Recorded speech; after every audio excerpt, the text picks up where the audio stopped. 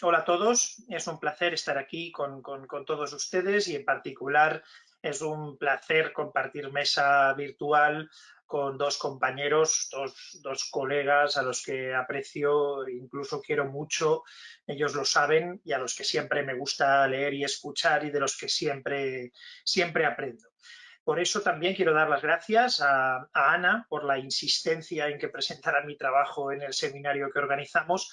La verdad es que yo en cierta medida me quería escaquear porque estoy hasta arriba como todos. Quiero dar también las gracias a Sandra, que me ha ayudado en la revisión sistemática muchísimo. Y también, por supuesto, pues quiero dar las gracias a los asistentes por estar con todos nosotros. Bueno, sin más dilación paso a mi ponencia, que como pueden ver se titula efectivamente La salud del debate sobre la pena, primeros síntomas tras una revisión sistemática de la literatura 2000-2020. Como saben quienes me siguen, la función de la pena es un tema recurrente en mi trabajo y lo he analizado desde distintas perspectivas, con diferentes análisis, hasta llegar a algo parecido a un posicionamiento propio sobre ello, en lo que denomino la triple función confirmatoria de la pena, que desarrollo sobre todo en un trabajo de hace un par de años o tres titulado La función de la pena ante el paso empírico. El planteamiento que voy a adoptar con la ponencia de hoy, sin embargo, es distinto. Más que dar mi opinión sobre cuál es la función o las funciones del castigo penal en el trabajo que da lugar a esta ponencia y que se publicará más adelante, lo que he decidido es adoptar una posición neutra, digamos, de observación del debate. En realidad, podríamos decir, de hecho, que lo que me ha interesado en este caso no es la pena, sino el debate sobre la pena. Y el objeto de mi ponencia será certificar la salud del mismo, no tanto pronunciarme sobre su función. En realidad, y como podrán imaginar, de fondo sí está la cuestión de la pena, puesto que identificando el estado de la cuestión, pues yo creo que se pueden avanzar algunas consideraciones sobre para qué, cómo debemos acercarnos a la misma. Pero el approach que diríamos es distinto. Yo parto de una identificación objetiva de los síntomas de la discusión para después estar, digamos, mejor preparados para el diagnóstico y para su resolución. Últimamente me he interesado por analizar cómo evoluciona la denominada ciencia penal, cómo evoluciona nuestra ciencia, y he sostenido que la dogmática penal no evoluciona por medio de revoluciones científicas, sino más bien por una es decir, no funciona por una sustitución completa de creencias, problemas y soluciones, que son las que guían el trabajo de una comunidad, sino que funciona mucho más por adaptación, es mucho más estática o estable que otros saberes, y en ella es perfectamente posible, de hecho, la convivencia de paradigmas distintos, que en todo caso lo que van es turnándose entre sí en el dominio de la disciplina, pero que aparecen cíclicamente como vectores en la discusión. Esto es particularmente obvio en la cuestión de la pena, donde es evidente la convivencia entre planteamientos, problemas y soluciones, y donde el desarrollo gira en torno a posiciones que, bueno, se han ido consolidando y estratificando y que van apareciendo una y otra vez en el fondo de aparentes nuevos planteamientos.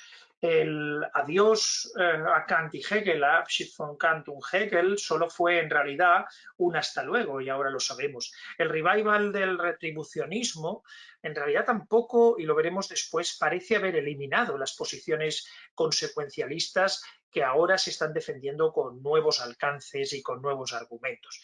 Y en definitiva, los vectores de discusión de ontologicismo y consecuencialismo parecen seguir estando ahí, y el escaso interés por la revisión de los presupuestos empíricos de los que se parte normativamente también está ahí. ¿Significa todo esto, en realidad, que el debate sobre la pena está estancado? ¿Significa esto que el debate sobre la pena está muerto, no está vivo? ¿Tienen razón quienes consideran que se trata de una discusión paralizada que hay que superar? En la doctrina hay dos formas de verlo, como siempre, por otra parte. La de quienes destacan la paralización del debate y la circularidad en las soluciones y problemas como algo, digamos, negativo, que no produce avances, y la de quienes, admitiendo que los problemas en realidad no son nuevos y que las soluciones son aparentemente estáticas y siguen esencialmente lo propuesto por los autores clásicos, consideran que el debate está, y bueno, podría entrecomillarlo, más vivo que nunca y que vive un resurgimiento espectacular. Normalmente, en dogmática, la existencia de visiones antagónicas suele encerrar o problemas de ego o problemas terminológicos. Quizás el problema aquí esté en qué queremos expresar cuando utilizamos términos como vivo, muerto, estancado, resurgimiento, renacimiento, que generalmente se usan para referirse al estado de salud del debate. Y a mi parecer habría un punto medio que todos aceptarían, que sería, continuando con estos símiles médicos que estamos usando todo el tiempo para referirnos al estado de desarrollo del estudio y justificación filosófico penal del castigo, afirmar que estamos ante un debate crónico, en un sentido neutro, en un sentido, digamos, médico. Como adjetivo, algo crónico indica que viene de tiempo atrás, pero también viene a expresar que se mantendrá en el futuro de un modo más o menos estable. Así se utiliza el adjetivo en el ámbito médico para referirse a una afección de larga duración, por lo general de lenta progresión, que no evoluciona hacia su eliminación completa, sino que se prevé que seguirá en el tiempo, teniendo que acabar por siendo asumida y aceptada en cuanto que generalmente es compatible con el funcionamiento normal. Pues bien, a partir de este, digamos, prediagnóstico, lo que yo pretendo desde el símil médico de la enfermedad crónica es identificar efectivamente si el debate sobre la pena está totalmente estancado o es capaz de evolucionar y aportar, o por lo menos de sobrevivir como debate útil para los problemas concretos del derecho penal. Al fin y al cabo, es posible diagnosticar que algo es crónico y encontrar para ello un tratamiento que, más que superarlo, lo que logre es, bueno, pues asumirlo y seguir funcionando de forma normal, incluso seguir consiguiendo las distintas funciones que uno va desarrollando. Y esto puede pasar también con el debate sobre la pena.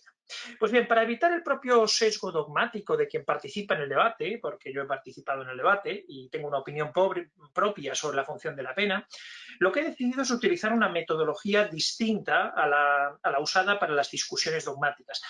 De lo que se trata, en definitiva, es de identificar los síntomas del debate en torno a la pena y su función, como, digamos, primer paso para un diagnóstico. Y por eso he optado por la metodología más usualmente utilizada en el ámbito científico médico clínico y también usada para la revisión de la literatura, la revisión sistemática. Básicamente, pues un método más trazable y revisable que la mera lectura personal seleccionada de trabajos y que puede servirnos para tomar el pulso al debate e identificar indicios de buena salud o de lo contrario, que constituyan la guía desde la que volver a la reflexión filosófico-dogmática más tradicional. En concreto, lo que voy a presentar a continuación son los resultados de una revisión sistemática que, como digo, con la ayuda de Sandra Pérez he llevado a cabo sobre más de 1.500 estudios académicos en inglés, más de 1.700, en inglés, alemán, español e italiano, publicados en Google Scholar sobre la pena, sobre el castigo penal y su justificación, orientada a detectar la influencia de los autores clásicos de los enfoques retributivos y consecuencialistas, el impacto real de los posicionamientos más modernos y el tipo de enfoque teórico o empírico que se sigue en los trabajos analizados. Siguiendo con el símil médico, lo que se trataría es de hacer un primer chequeo a los trabajos sobre la teoría de la pena durante los últimos 20 años, a fin de obtener una visión general, identificable y trazable sobre algunos aspectos interesantes acerca de cómo está el debate académico, que después, lógicamente, con una lectura de los planteamientos más consistentes y acertados, nos podrán acercar mejor a un diagnóstico certero sobre este debate eterno y cómo convivir con él.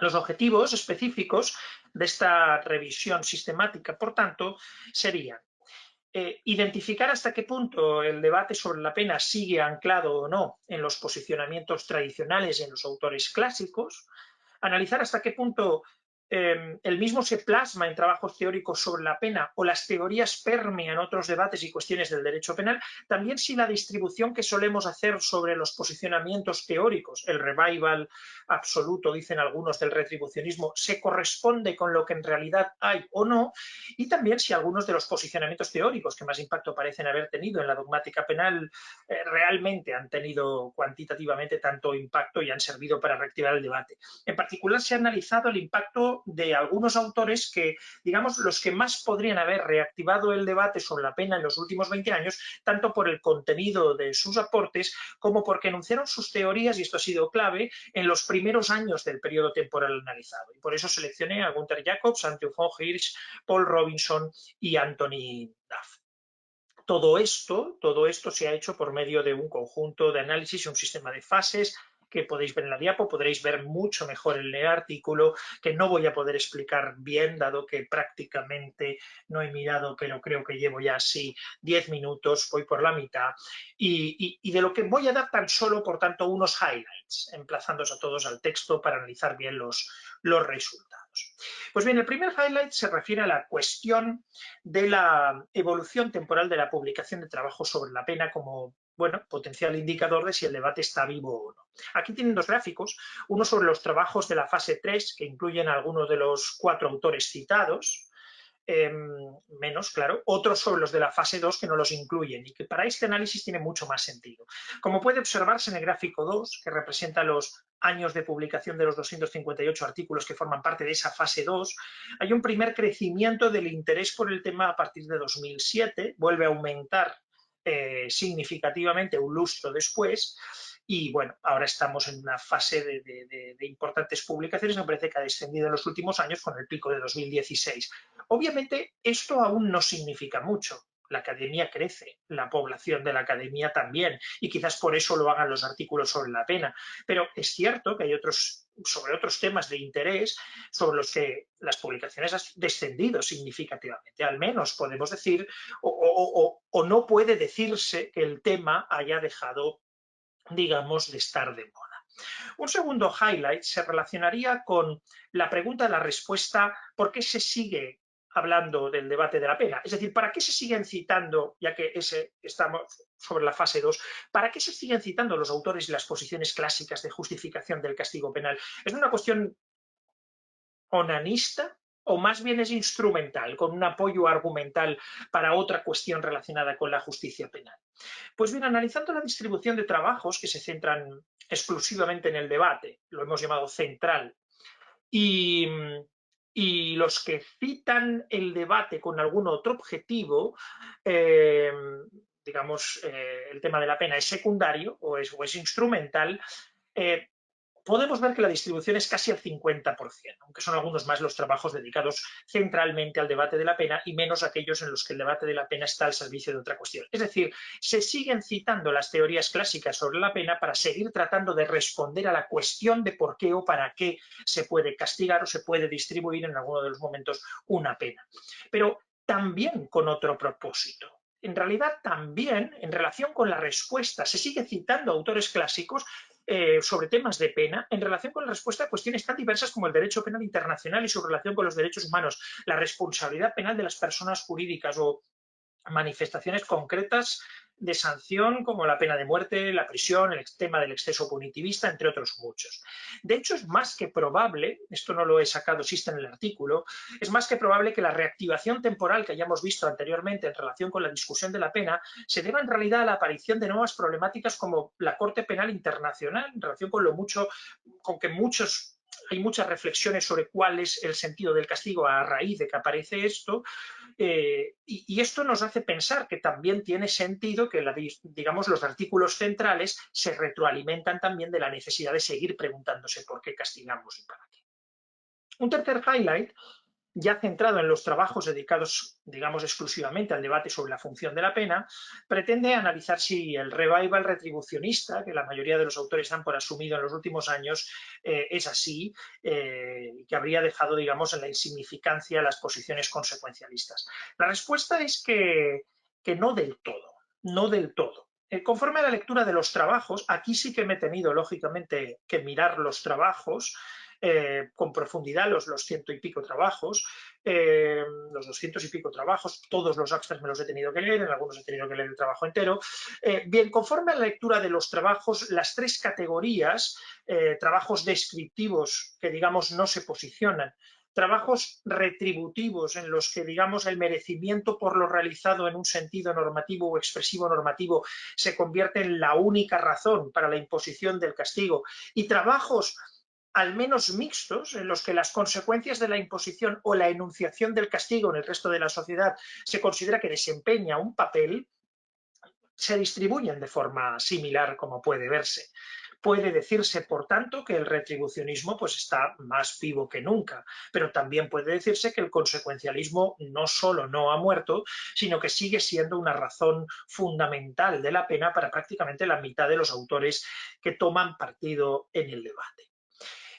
Bien, y el último highlight tiene que ver con el cómo del debate sobre la pena. Esto es la metodología, haciendo un análisis de si es teórica o empírica, utilizada en los diferentes trabajos, puesto que se ha querido analizar hasta qué punto se están incorporando al tradicional enfoque filosófico-jurídico algunos datos empíricos. Bien, tal y como hipotetizábamos, lo que podemos observar es que la gran mayoría de los artículos solo enfocan y debaten desde una perspectiva filosófico-normativa, lo cual es absolutamente razonable que así sea. Solo el 11,3% de los trabajos utiliza un enfoque empírico primario o secundario. Puede parecer un porcentaje pequeño, pero estamos hablando de un debate que al menos históricamente siempre se ha planteado desde esta perspectiva y además siempre tiene que ser esencialmente la principal. De hecho, si revisamos detalladamente el periodo temporal, puede anticiparse cierta tendencia, esto no lo he puesto en gráfico, de acercamiento a lo empírico en la última década. De todos los trabajos empíricos, el 83% se publicaron en el periodo 2010-2020 y solo un 17% durante la primera década analizada. Además de los trabajos con referencias empíricas, el 48,3% corresponde con la primera categoría analítica de estudios que centralmente se centran, el resto donde el tema de la pena, digamos, es instrumental. De los 14 trabajos centrales, 4 adoptarían un enfoque retributivo, 7 adoptarían un enfoque consecuencialista y 3 con un enfoque exclusivamente descriptivo, es lógico. A mi parecer es muy interesante que la utilización de datos empíricos, aunque sea testimonial, se esté comenzando a producir en relación con algunos enfoques teóricos existentes. Bien, una vez vistos los resultados, puedo finalizar la ponencia y de hecho voy a quitar pantalla con un primer diagnóstico, si les parece. Voy a quitar la presentación. El estudio que hemos realizado no nos permite, obviamente, diagnosticar con precisión la salud del debate sobre la pena, pero sí permite identificar algunos signos del estado del debate y observar, digamos, tendencias de interés que pueden ser seguidas posteriormente para dar lugar a un diagnóstico ya más preciso. De momento, a mi humilde parecer, este estudio sirve para descartar extremos, tanto las visiones especialmente negativas sobre el estado de salud del debate como las más optimistas que consideran que el debate está mejor que nunca. Los primeros síntomas apuntan, como mencionaba en la introducción, hacia un debate crónico, estático y anclado en posicionamientos tradicionales que, sin embargo, puede seguir resultando funcional y que se ve actualizado constantemente, pese a girar sobre los mismos ejes. Porque que el debate esté estancado, en realidad, no significa que esté muerto. Hay vida en aguas estancadas y se puede estar en el mismo lugar de siempre y mirar las cosas con la misma mirada de siempre y seguir sirviendo esa mirada para las cosas nuevas. La revisión sistemática nos ha mostrado que el debate sobre la pena parece seguir siendo un lugar al que acudir cuando nos encontramos con decisiones político-legislativas criticables, pena de muerte, punitivismo exacerbado, o cuando el sistema afronta nuevos retos como la internacionalización o la aparición de nuevas formas de delincuencia. El debate crece, al menos en volumen, a raíz de nuevos problemas para los que se acude a la justificación del castigo y a la función de la pena, si bien todavía son más los artículos que acuden al debate de la pena por sí mismo, lo cual tiene sentido para poder resolver lo otro y no para resolver ningún problema concreto. Y si bien es cierto que el debate sigue girando en torno a los dos vectores tradicionales, el deontológico y el consecuencialista, y ninguno se impone totalmente, pese que en la gran mayoría de los trabajos se acepte que en la justificación del castigo el merecimiento desempeña un papel esencial, siguen apareciendo nuevas justificaciones y nuevas teorías constantemente. De hecho, si dejamos la revisión sistemática y vamos un poco más allá, como al final he acabado haciendo en este trabajo, pues se empiezan a encontrar nuevos actores de la discusión, como las posiciones de Moore o Tadros en Estados Unidos, o las de Pavlik o Tonio Balta en Alemania, que probablemente van a impactar en el debate en el futuro. Y además hay otros avances. El esquema tradicional de división entre teorías absolutas y relativas, efectivamente esto ya está superado. La terminología clásica esté en revisión, aunque alguno, incluso algún joven, siga definiendo como retribucionista lo que no lo es. Y aparecen nuevos métodos usados para la reflexión, habiendo pasado de despreciar totalmente el marco de comprensión empírica de la pena y su aplicación en relación con el debate sobre su función y justificación, a comenzar a tenerlo muy en cuenta, o bien como fundamento esencial o bien como apoyo argumental secundario. Pero bueno, la reflexión más profunda también nos muestra los problemas de lo que es crónico, de aquello que se acepta como que es así y que no se busca cambiar. Aunque aquí no lo voy a desarrollar extensamente, apuntaré dos problemas que no parecen estar en vías de solución tras la revisión sistemática realizada. El primero se refiere a que el debate teórico sigue, cuanto menos en lo esencial, desvinculado de los problemas prácticos que plantea la pena, tanto a nivel político-legislativo, de selección de las sanciones adscritas a los delitos tipificados y de determinación de las reglas de imposición y de aplicación de los mismos, como a nivel judicial, de interpretación de la pena, concretar y a aplicar al supuesto concreto. Es verdad que esto no es nuevo. El debate teórico nunca ha logrado realmente calar demasiado en la praxis penal. Y de hecho, no creo, y quizás sea el problema, que lograrlo fuera el propósito de muchos de quienes siguen reflexionando al respecto. Pero en un momento en el que el punitivismo estatal sigue aumentando, en el que el legislador comienza a hacer aún más difusa la línea entre sanciones administrativas y penales y entre estas y las medidas de seguridad pre- y postdelictuales, en el que se van imponiendo, como vimos ayer, los métodos actuariales para el apoyo de decisiones judiciales sobre qué tipo de pena imponer, etcétera, continuar con una pura discusión dialéctica entre retribucionismo y consecuencialismo o enraizarnos en concepciones holísticas de justificación moral puramente retribucionista, aún en un sentido comunicativo, que nos separan de la consecución de intereses sociales y no nos ofrezcan criterios plausibles de determinación, pues básicamente lo que hace es alejarnos del mundo real que nos demanda y nos demandará siempre conocimiento experto, reflexión dogmática, pero contacto con la realidad a la que el derecho se dirige también. El segundo problema tiene que ver, y termino, con la tendencia a centrar el debate de la pena en la cuestión única de la justificación de la imposición de un castigo a quien ha cometido un delito, pero obviándolo además de forma descarada, que dentro del debate sobre la función y justificación de la pena se incluyen una multitud de cuestiones distintas que debieran analizarse por separado y que no pueden responderse, o por lo menos eso creo yo, desde un único planteamiento generalizador como algunos han pretendido y siguen pretendiendo. Como ha señalado con acierto Tatiana Horle, detrás de la discusión sobre la pena hay al menos las siguientes cuestiones. Primero, la de la justificación y sentido de la motivación a toda la sociedad por medio de la amenaza de sanciones, con la consiguiente restricción de libertades, que incluiría implícitamente el sentido de la criminalización. También la de la justificación y sentido de un sistema de justicia penal pues costoso y empeñado en enjuiciar y condenar a quienes realizan delitos.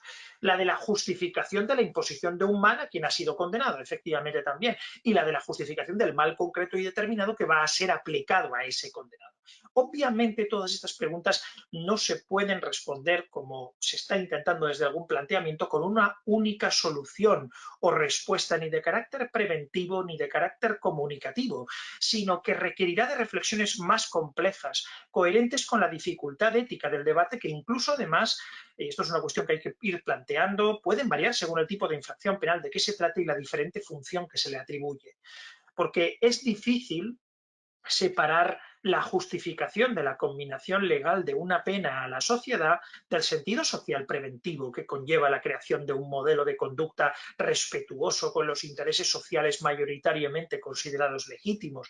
Del mismo modo, resulta complicado justificar la decisión de enjuiciar y condenar a quien no ha sido motivado por la norma de conducta si no se tiene en consideración la comunicación, en sentido normativo y cognitivo también, que conlleva la pena, tanto con la sociedad a la que se le quiere transmitir la continua vigencia del modelo de conducta que ha sido negado por el infractor, como con la propia víctima, que ha padecido los efectos de la infracción, especialmente en un sentido comunicativo, normativo. Y aún más complejo resulta pretender justificar la imposición de la pena al culpable sin tener en cuenta el propio merecimiento del sujeto independientemente de las consecuencias que ello tenga en la sociedad. Y la concreción del castigo concreto puede atender a los intereses de la sociedad, pero no puede justificarse sin atender a la dignidad de la persona y a otros fundamentos éticos del sistema penal, lo cual, por cierto, suele estar positivizado en el sistema normativo y en particular en el sistema constitucional. En definitiva, y termino, no sé si me he pasado un poquito, sí, podríamos decir que el debate sobre la pena no remite, sigue ahí, cambia la preferencia en los remedios puntuales al mismo, pero no parece ni que vaya a terminar por encontrarse un planteamiento milagroso que dé con la bala de plata de la cuestión de la pena, ni que los nuevos tratamientos puedan huir de los componentes deontológicos y consecuencialistas previamente ensayados. Y quizás sea un error buscar una cura definitiva, pretender resolver el debate.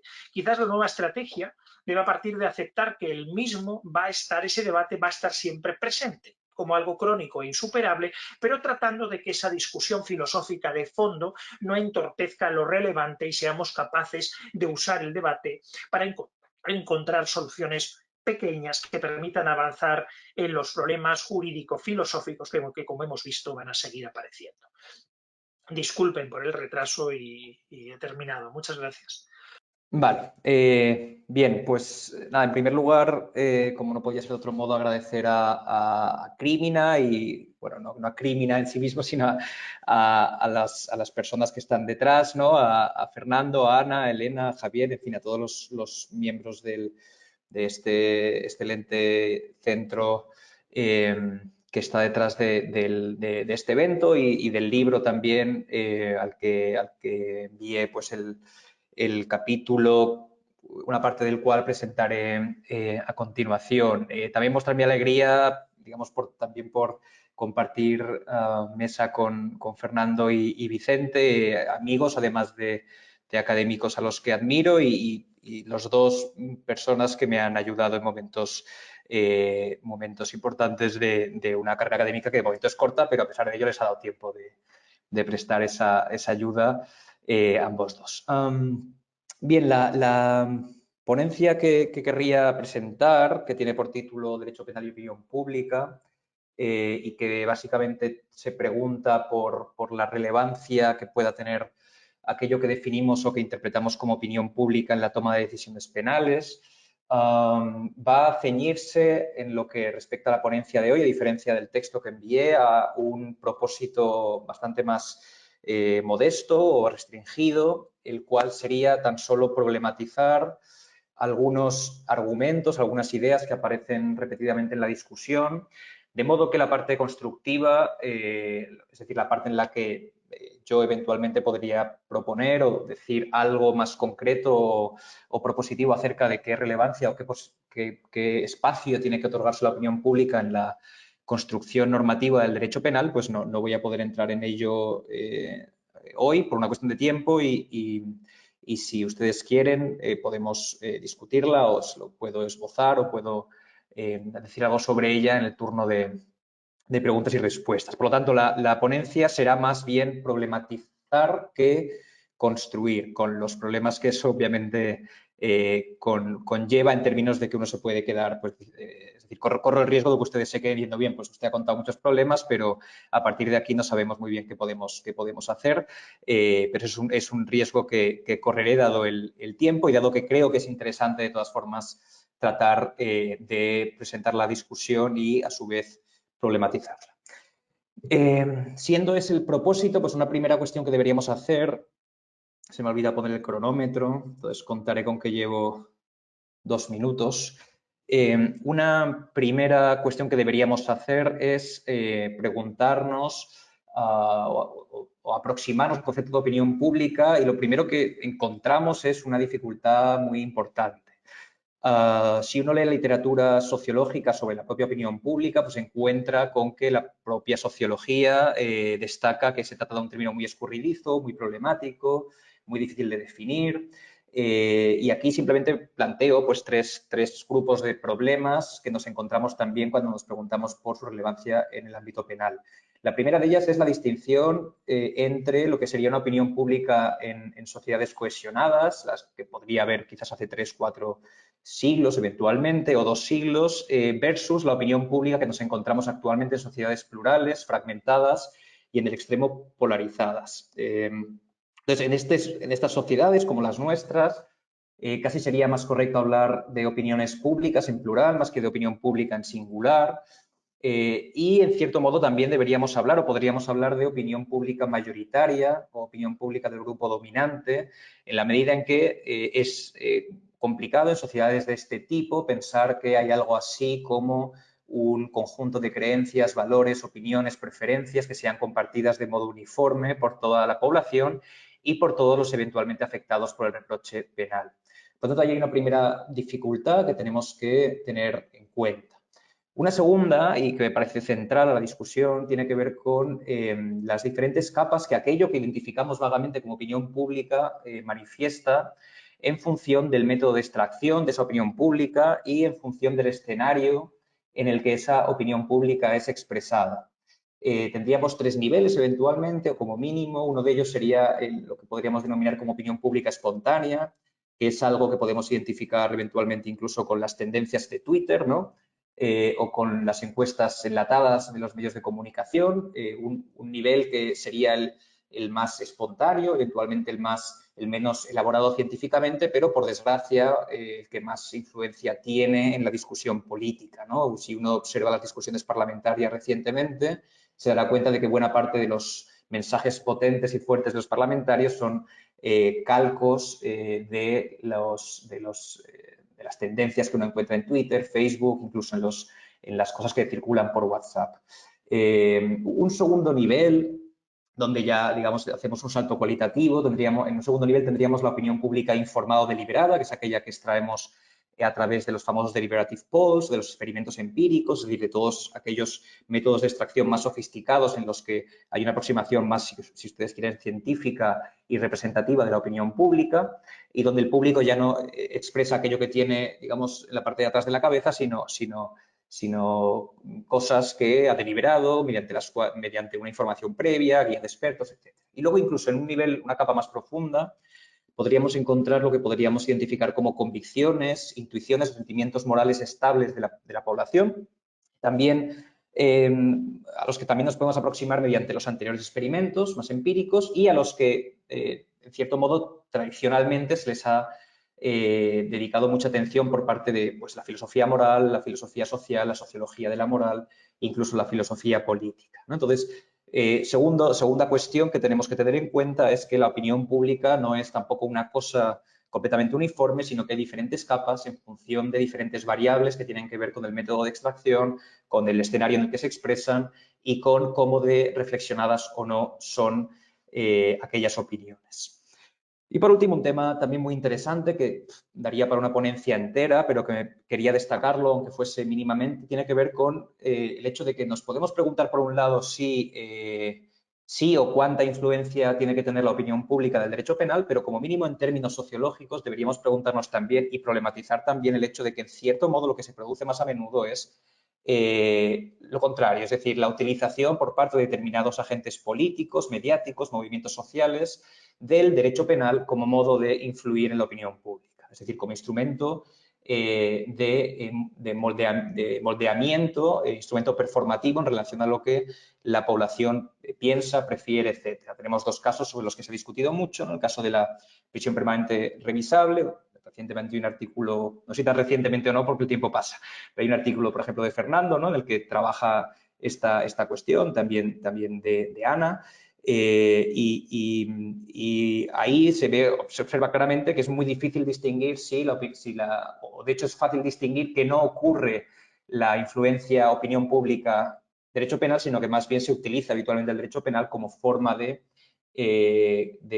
llamar la atención sobre aquellos problemas que se presume que estarían solucionándose. Y hay un segundo caso reciente, que es el caso de la Ley de Libertad Sexual, que está actualmente, digamos, en proyecto, donde independientemente de que uno esté de acuerdo o no con su contenido, de hecho se presenta desde los propios impulsores de dicha ley como una ley que está dirigida a cambiar mentalidades, ¿no? Entonces, es difícil distinguir aquí si esta ley expresa una demanda de la opinión pública o si esta ley lo que quiere hacer es tener efectos, cambiar la mentalidad, tener efectos en lo que podríamos considerar opinión pública. De modo que este carácter bidireccional es un carácter que muy a menudo se pasa por alto y creo que merece la pena tenerlo en cuenta. Entonces, no se preocupen que esta es la última diapositiva, ¿vale? O sea que aquí está un poco todo lo que querría explicar, si tengo tiempo. Hecha esta problematización de lo que es el concepto de opinión pública en sí mismo, a tratar o presentar y a la vez discutir algunos de los argumentos o los tres principales argumentos que están en juego cuando nos preguntamos si las decisiones penales tienen que tener o no y cuánto tienen que tener, si es que la tienen que tener, en cuenta la opinión pública para, digamos, establecer enunciados normativos y en el límite para legislar en el ámbito penal. Un primer argumento es aquel en virtud del cual se dice que el derecho penal, es decir, que la opinión pública es relevante para el derecho penal porque el derecho penal no sería un conjunto de normas que pretenda una validez universal en cualquier tiempo o lugar, sino que lo que pretende, o mejor dicho, lo que sería es un derecho penal de una sociedad en concreto, cuyos destinatarios son, a su vez, de hecho, autores o se presentan o se conceptualizan como autores de esas mismas normas que se les dirigen y cuya infracción se les imputa en el caso de que cometan delitos. Por lo tanto, se trataría de un derecho penal que, para ser funcional, por un lado, ¿no?, el argumento instrumental, y para ser legítimo en términos democráticos, debe expresar aquellos valores que sus destinatarios perciben como propios. Bien, a partir de esta base común, esta idea fundamental presente prácticamente en toda la modernidad de que el derecho penal no opera en función de ideales metafísicos que estén fuera de la sociedad, sino que, de hecho, el derecho penal constituye una reconstrucción de los valores y de la identidad de la sociedad a la que en principio sirve como instrumento. A partir de esta base común, en cierto modo inmanentista, se producen o surgen como mínimo dos variantes cuyos resultados, dos variantes que son aparentemente solo metodológicamente diferentes, pero cuyos resultados normativos producen consecuencias realmente diferentes. Una primera variante de este argumento reconstructivista sería la variante que podríamos denominar como normativista, y es una tradición que, digamos, va como mínimo pues desde Aristóteles, pasa por Hegel, Durkheim, Luhmann, Honeth, y en el ámbito penal más cercano pues podríamos identificar en el mundo continental a Jacobs y a Pavlik como autores de este tipo, y en el mundo anglosajón a Duff o a Kleinfeld. Es decir, no es una corriente cualquiera, sino que es una corriente, yo diría que de hecho mayoritaria. Pues bien, en esta variante más normativista, dicho esto con todos los matices y todas las cuestiones que deberíamos detallar si tuviésemos más tiempo, parte de la base de que el derecho penal es una reconstrucción de la vida ética y que el acceso a esa vida ética es un acceso que se produce sí, es un acceso que se trabaja primero desde la filosofía, la sociología y la filosofía moral, es decir, filosofía social, política, moral y desde la sociología, y llegando hasta el trabajo dogmático más propiamente dicho, ¿no? Entonces, el acceso a esa vida ética, insisto, tendría una metodología más clásica, más tradicional, filosófico-sociológica. Mientras que en contraste o en contraposición, habría que ver si esta contraposición es mucha o es poca, o más bien podríamos hablar, yo así lo espero, de un complemento, de una complementariedad. Encontraríamos una perspectiva quizás más empirista, más experimental, donde autores, principalmente Robinson, pero también entre nosotros, pues Varona o todos los que trabajan en Crimina, creo que tienen en cierto modo esta perspectiva y lo hacen muy bien. digamos, en esta perspectiva el acceso ya no se produce a través del trabajo filosófico sociológico clásico, sino que es más bien un trabajo de laboratorio. Es decir, lo que se hace es una aproximación más experimental, más científica, según se presenta habitualmente la discusión, sobre todo por estos autores más experimentales, menos intuicionista que la anterior perspectiva, y por lo tanto la aproximación sería una aproximación más, con más certezas científicas. Bien, para que veamos hasta qué punto, a pesar de que existe una base común, hay muchas diferencias entre ambas perspectivas, quería poner el ejemplo de la imputación objetiva. Si miramos, por ejemplo, el modo en que Jacobs construye, y esto ya es el plano normativo, su teoría de la imputación objetiva, veremos que en el fondo de esa teoría, que es, insisto, normativa, late un trabajo sociológico donde lo esencial es la descripción de la sociedad contemporánea como una funcionalmente diferenciada, donde los individuos, a los individuos se les asigna determinados roles sociales.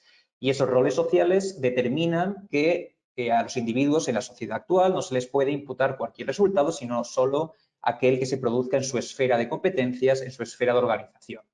Esto es una descripción sociológica, la teoría del rol, que está desarrollada en Luhmann, entre otros, que Jacobs piensa que esto es una descripción correcta de nuestra sociedad y que eso tiene que importarse al plano normativo a la hora de imputar objetivamente resultados. Pues bien, seguramente si preguntásemos, según el segundo método, a un conjunto de personas de la población representativo y le sometiésemos a un experimento, digamos, de laboratorio, a un deliberative poll, por ejemplo, pues les pusiésemos el ejemplo del camarero, seguramente el conjunto de esa muestra no resolvería el caso del camarero como lo resuelve uno que utilice la caja de herramientas de Jacobs, sino que lo resolvería de un modo diferente, con intuiciones morales diferentes y seguramente la solución normativa a la que se llegase sería a su vez diferente. De modo que, a pesar, en conclusión, de que hay una base común importante en estas teorías, el método que se utiliza es un método que puede conducir, y de hecho yo creo que conduce en muchos casos a soluciones muy diversas. Creo que ninguno de los dos métodos merece la exclusividad en términos de argumentación en favor o en contra de soluciones normativas, sino que merecen competir para ver cuál de los dos provee los mejores argumentos a la hora de proponer soluciones normativas, y eso es lo único que podría decir en términos constructivos, dado el tiempo que tengo. Un segundo argumento, que en cierto modo pende de este primero, tendría que ver con que la opinión pública es relevante para el derecho penal en la medida en que un derecho penal auténticamente democrático, realmente democrático, se dice, debe otorgar relevancia a las opiniones de la población. En tanto, su legitimidad depende de su correspondencia con las preferencias expresadas por el demos, por la población a la que se dirigen las normas. No bastaría, dice este argumento, con una correspondencia formal vehiculada a través de los representantes electos, los parlamentarios que legislan y que digamos, establecen el contenido de las normas, sino que haría falta profundizar en mecanismos de democracia más material, más directa, que permitan que las decisiones penales se impregnen de un modo más puro o más fuerte de la opinión pública. Bien, este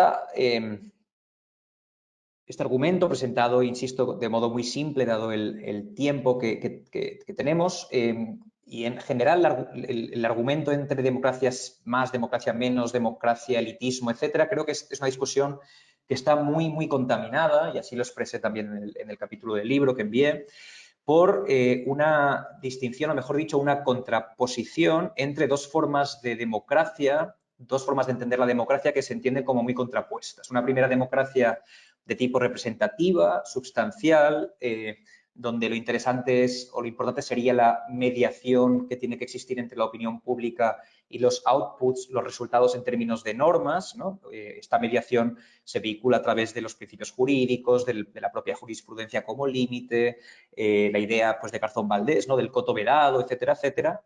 Entonces, esto sería una primera aproximación a la democracia y una segunda aproximación a la democracia donde, en contraposición a la primera, se defiende formas de participación más directa, más real, más material, y donde no prima la mediación, sino que lo que primaría sería la inmediatez. Es decir, el hecho de que haya cuantas menos barreras mejor entre la voluntad popular o la expresión de demandas populares y los outputs o los resultados en términos legislativos. Esta contraposición llega a veces al extremo de que los primeros tienden a identificar a los segundos como populistas o tendencialmente populistas y los segundos tienden a calificar a los primeros como elitistas o tendencialmente elitistas. Pues bien, creo que para avanzar en la discusión acerca de la relevancia o no de la opinión pública, lo primero que hay que hacer es, digamos, batallar o dar combate frente a esta contraposición y calificarla primero de aparente, sino de nociva. Tengo varios argumentos, pero daré solo uno de ellos, que es un argumento puramente normativo y no tanto descriptivo. El argumento, y aquí sigo a pies juntillas a un filósofo que a mí me gusta mucho, que es Daniel Innerarity, diría así, en una democracia compleja como la que existe o la que debería existir en una sociedad a su vez compleja como la nuestra, las concepciones aparentemente contrapuestas de democracia defienden todas ellas momentos necesarios y que deben complementarse a la hora de construir procedimientos de decisión democrática. Dicho muy sucintamente, un derecho penal puramente representativo sería insatisfactorio en una sociedad como la nuestra, cuyos miembros exigen sentirse partícipes del autogobierno y no solo lo exigen, sino que además merecen sentirse partícipes del autogobierno porque si no, no sería autogobierno. Si bien un derecho penal puramente participativo, donde se entronice a la voluntad popular, podría conducir a una cierta tiranía de la mayoría. De modo que, en cierto modo, perdón por la redundancia, si queremos construir procedimientos democráticos que respondan a las necesidades de un mundo como el nuestro, no podemos prescindir de ninguna de las variantes de la democracia, sino que tenemos que buscar un equilibrio o un diseño institucional equilibrado en el que el momento participativo, el momento deliberativo y el momento de la mediación se retroalimenten y produzcan resultados que permitan, especialmente en lo que respecta al derecho penal, protegernos frente a la posible tiranía de la mayoría, igual que nos puedan proteger frente a la posible tiranía de la élite, sea parlamentaria, experta, profesional, etc.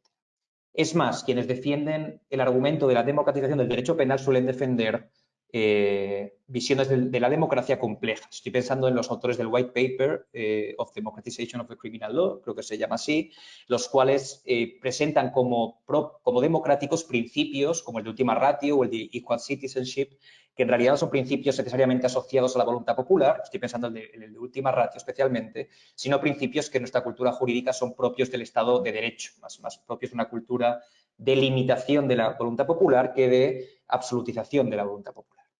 Por último, y esto sí que seré súper esquemático, por razones de tiempo, ya que estoy en el límite, habría un tercer argumento que me gustaría problematizar, que tiene que ver con la defensa de la relevancia de la opinión pública en la medida en que se sostiene que un derecho penal más participativo y menos expertocrático sería menos punitivo. El argumento trata de combatir lo que podríamos denominar el mito del pueblo punitivista, argumentando que este mito se basaría en una especie de mirada superficial a las manifestaciones de la opinión pública, ceñida esta a la movilización social en redes o en la calle o a las encuestas enlatadas que hacen los medios. Sin embargo, dice el argumento, si uno observa las preferencias de la población cuando éstas se expresan en escenarios donde existe información, deliberación, discusiones guiadas por expertos, etcétera, ese punitivismo mengua y el público manifestaría opiniones igual de punitivas o igual de poco punitivas que los expertos o que los profesionales. Tendríamos pues dos públicos, ¿no?, que aparecen aquí en la pantalla,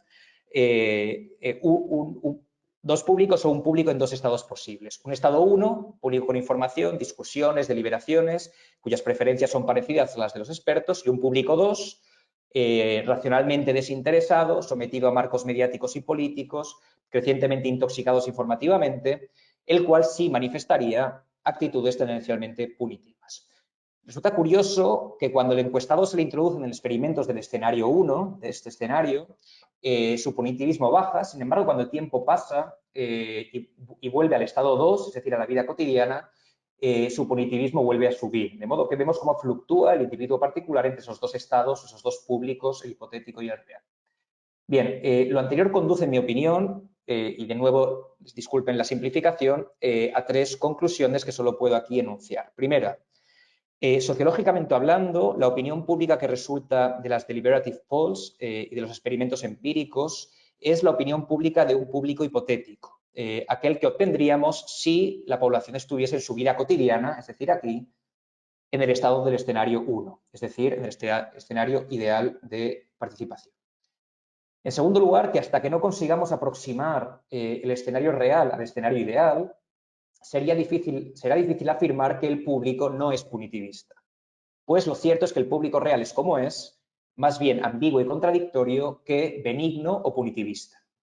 Y en tercer lugar, que la variable importante, y esto creo que es importante resaltarlo, la variable importante en términos de punitivismo, no de democracia, no es la poca o la mucha participación del público, sino la calidad del proceso de deliberación y decisión penal. Es más bien, por tanto, una variable cultural, de cultura política, penal y mediática, y no la variable de participación, lo que modificaría el nivel de punitivismo. Dicho de otro modo, y acabo, también hay punitivismo allá donde la participación es alta, pero está contaminada por un escenario político-cultural populista, por ejemplo, y puede no haberlo, no haber punitivismo allá donde la participación es baja, pero existe una cultura política adecuada. En fin, pido disculpas de nuevo por lo telegráfico de algunos argumentos y quedo a disposición para cualquier objeción o pregunta que puedan tener al final. Muchas gracias. Bien, en primer lugar, quisiera agradecer muy sincera y cariñosamente a Fernando Miró Ginares por la invitación a participar en este seminario, a participar en el libro colectivo que saldrá de él o que es previo a él, pero que lo motiva, por la invitación y por cantidad de cosas que él sabe y a todo el Centro Criminal por lo mismo, ¿no? Por la invitación y por todo el trabajo que lleva detrás organizar y coordinar un acto en tan poco tiempo como este. Y en especial, pues, a la persona investigadora y profesora que yo creo que está detrás de todo esto, a Ana Belén Gómez del Lis también, porque el tema de esta ponencia yo lo descubro de alguna forma a partir de una estancia que hago en Crimina y a partir de muchas conversaciones con ella, con el propio Fernando y con Javier. Y bueno, pues me descubren un tema que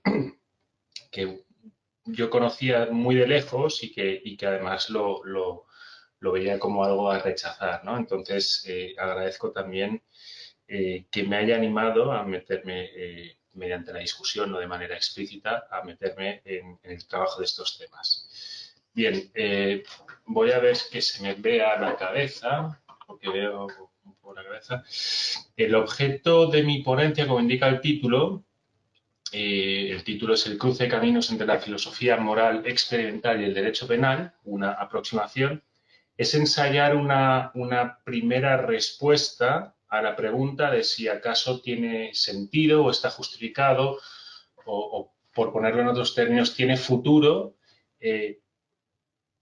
un estudio académico del derecho penal a partir de una aproximación o una metodología de carácter experimental. Bien, desde ya adelanto que en la medida en que es una aproximación, la respuesta que yo ofrezca o la tentativa de respuesta que yo ofrezca va a tener un mero carácter de eso, ¿no? de tentativa. Bien, a esta pregunta que aparece en pantalla está justificada una aproximación experimental en el estudio académico del derecho penal. Se han tratado de ofrecer o se han ofrecido, se han ensayado diversas respuestas. O se han ofrecido diversos argumentos. Yo no me voy a encargar de ellos, sino que voy a tratar de ensayar un nuevo argumento. En todo caso, los dos argumentos que por excelencia se han propuesto, por lo menos por lo que hace a nuestro ámbito de estudio, son el argumento del cumplimiento normativo y el argumento del valor democrático. Es decir, habría razones que harían referencia a exigencias de eficiencia en la prevención de la delincuencia que motivarían la aproximación experimental a problemas del derecho penal. Y esto es así porque un número importante de estudios viene demostrando que la congruencia de las legislaciones con las intuiciones morales o de justicia de la gente, de los ciudadanos, incrementa la credibilidad moral del sistema de justicia penal y que ese incremento puede tener importantes beneficios para el control de la delincuencia. Esto es algo pues que, como se sabe, o es bastante sabido, ha sido trabajado por distintos autores, también autoras, y entre nuestro, que aparecen aquí en pantalla dentro de nuestro ámbito territorial más cercano, pues se encontraría el profesor Fernando Miró y recientemente la profesora Gómez Belvis.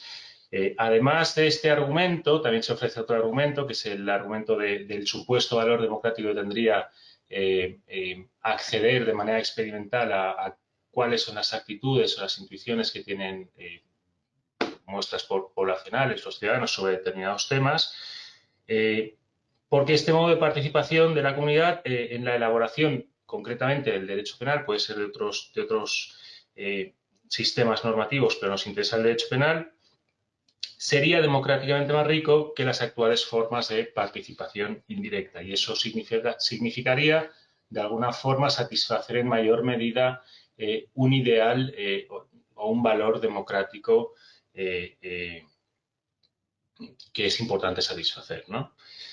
Con independencia, como os decía, de estos dos argumentos, aquí me interesa enfocarme en un tercer argumento que yo he llamado argumento o razón metodológica y que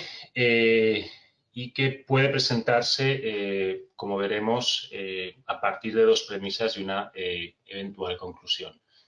El camino para llegar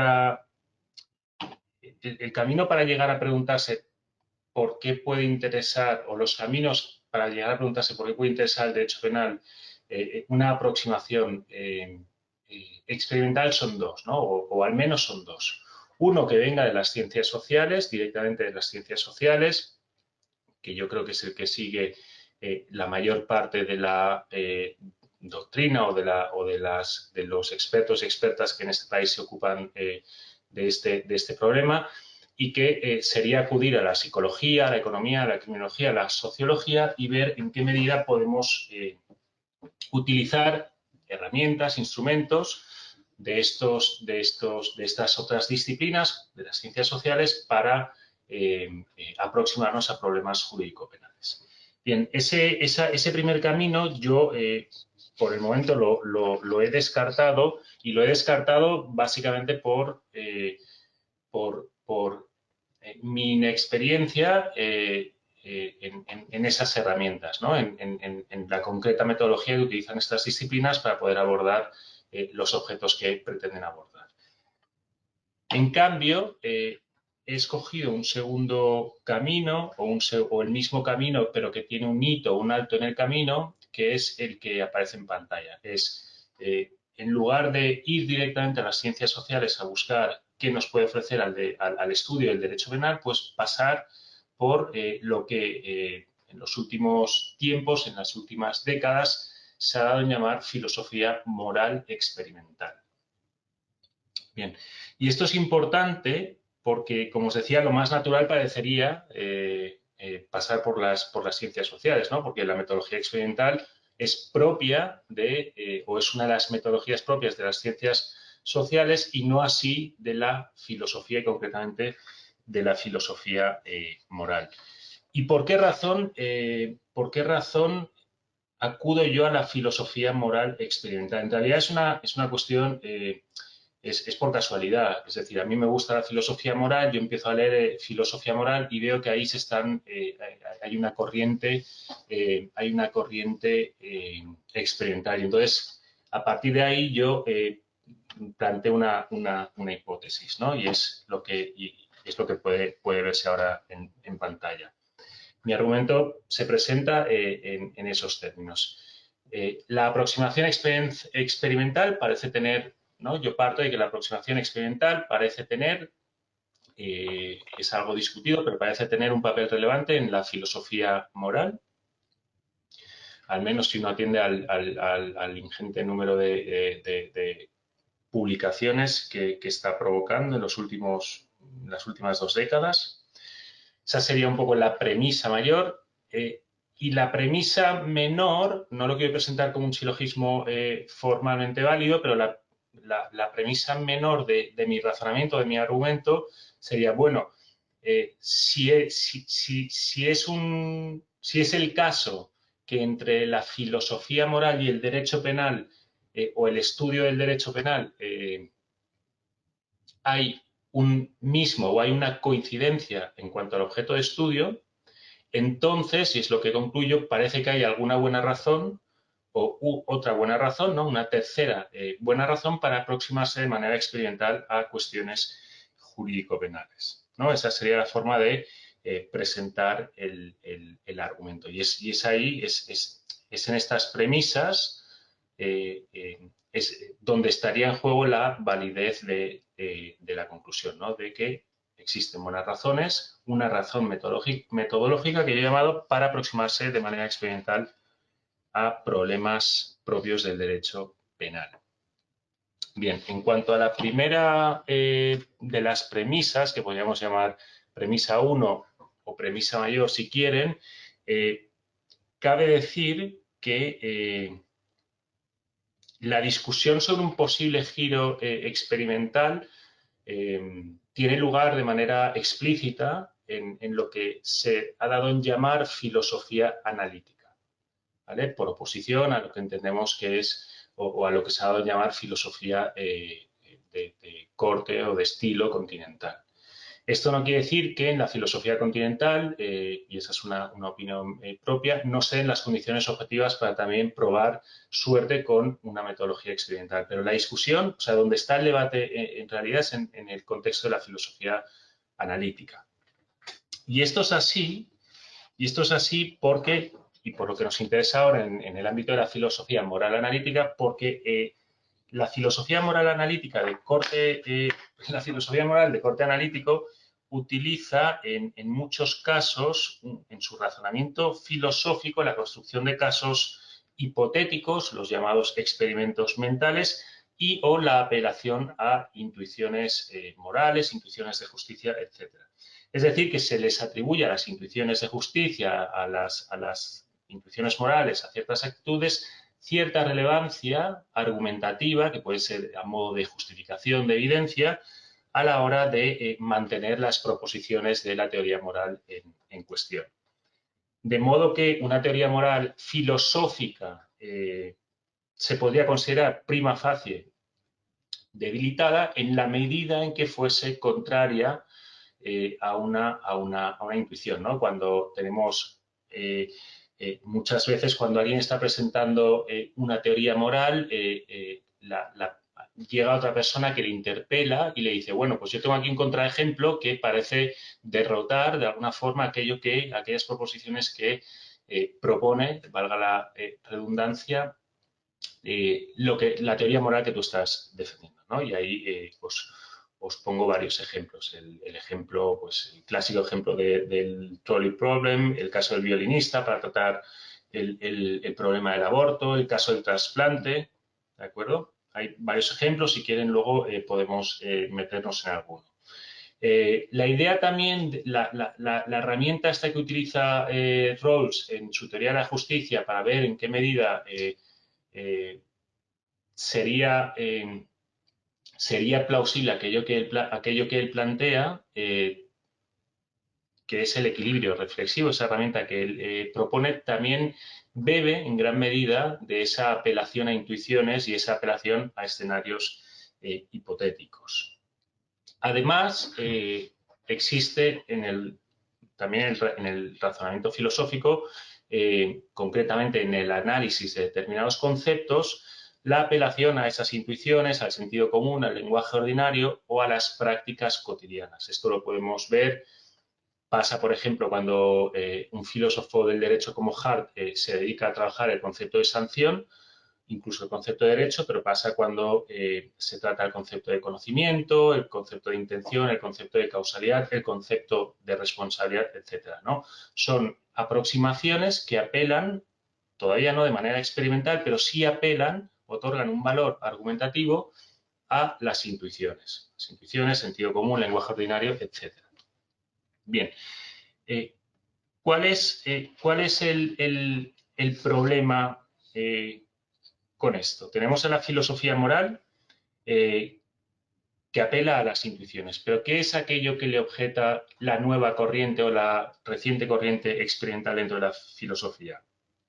No es tanto el objeto de estudio, o sea, no es tanto que la filosofía moral se dedica a lo que se dedica, sino tampoco, tampoco la apelación que hace a las intuiciones, sino al método que utiliza para obtener esas intuiciones, ¿no? Que es un método, como se sabe, mucho más a priorístico, introspectivo, ¿no? Del propio filósofo, de la propia comunidad de filósofos, etcétera. Esto es lo que se le objeta. Lo que les dicen es, bueno, si ustedes van a otorgar cierta importancia a las intuiciones en sus construcciones teóricas, al menos, y si esas intuiciones a las que ustedes apelan son intuiciones calificadas como ordinarias, como comunes, etcétera, entonces lo menos que ustedes pueden hacer, dice la corriente esta experimental, es obtener de manera correcta estas intuiciones, ¿no? Y la forma correcta de obtener estas intuiciones no sería otra que una forma experimental o un modo experimental al acceder al contenido de esas intuiciones.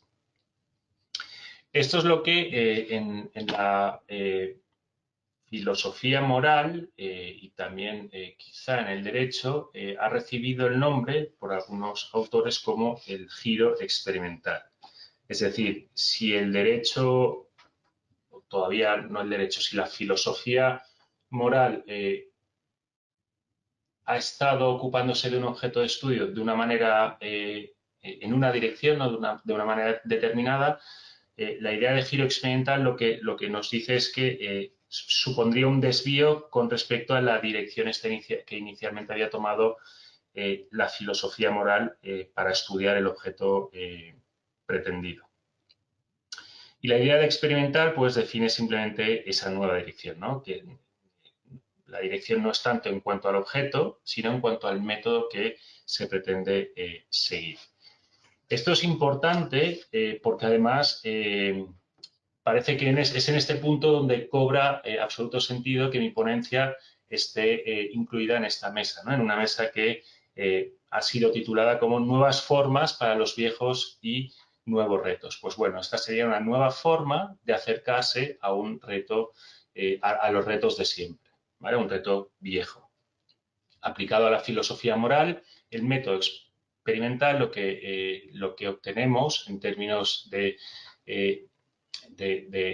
disciplina sería la filosofía moral experimental, y aplicado al derecho penal lo que obtendríamos lo podríamos etiquetar como estudio experimental del derecho penal. No discutiré aquí las limitaciones del método experimental, es una cosa, es un aspecto que creo que no me corresponde, porque además no tendría los elementos, la competencia para poder llevarlo a cabo, pero sí que cabe advertir que la filosofía experimental o lo que se propone en la filosofía experimental no es solo una alternativa a otros proyectos de análisis conceptual o a los proyectos tradicionales de análisis conceptual, de reflexión teórica, sino que fundamentalmente lo que se propone es una continuación, es ser una continuación o ser un complemento a esas formas, a veces también una sustitución, pero sobre todo un complemento a esa forma más tradicional de acercarse a los problemas. De hecho, hay algún estudio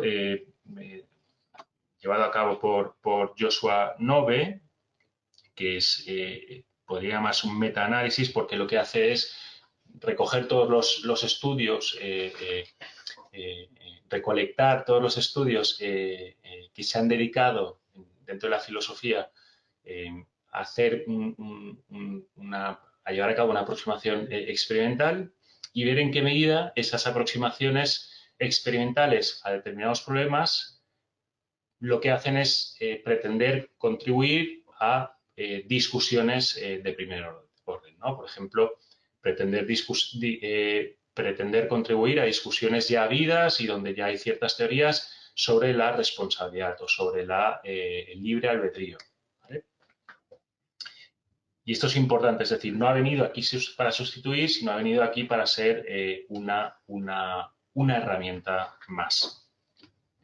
Bien, la segunda premisa del argumento es que, esto lo voy a pasar porque si no nos da tiempo, el estudio del derecho penal y la filosofía moral compartirían, en ocasiones, obviamente no siempre, objeto de estudio, ¿vale? En relación con diversas cuestiones conceptuales y normativas, la filosofía, luego si quieren hablamos de esta distinción, la filosofía del derecho penal o el estudio del derecho, el estudio teórico del derecho penal coinciden en su objeto de estudio con la filosofía moral.